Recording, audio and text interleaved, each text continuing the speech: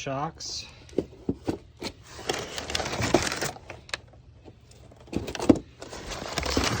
And these are the supports where they kind of hook on. So this is the main part I need to replace,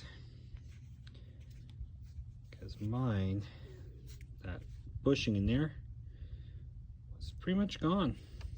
And it rattled around, drove me nuts. So I'll show you where it's at. So we're gonna replace that and get the shock out too, because why not? Because these ones don't seem to work either. So the bottom bolt and top bolt were 16 millimeters. And I'm not even gonna bother taking that out because I'm replacing everything. So I got this guy. And it looks like it's been reused. It doesn't look like anything I have, so this new shock should have this old piece that goes on it. So I think I'm going to clip this,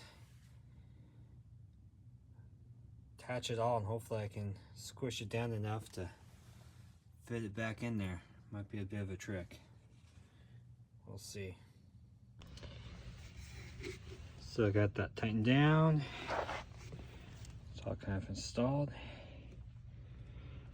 Now you have a probably dust cap, I think is what it's called.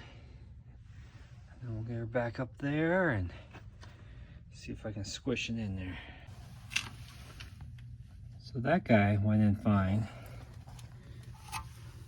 This bottom piece, it's too thick.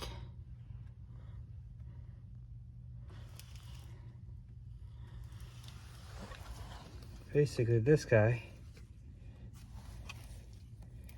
doesn't want to fit in there. It feels like it's metal. So it took a little while, but I got it snugged in there. Got the bolt through. And the top's all still good. And just because I want it to be balanced, I'm going to do the next side over there. I tend to put a jack underneath this. That way I can slowly crank up and align the shock into this mount.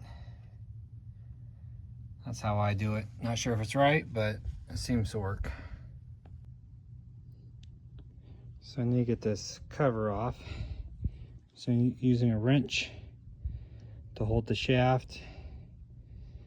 17 to undo it. So here's that number for that dust cap if you need it. We got the cap on. We got the shock cover on. Now to put it back up there. Got her in. Down there below, this piece I think is crushed over the years with the bolt and tighten, because it's really hard to get this guy in.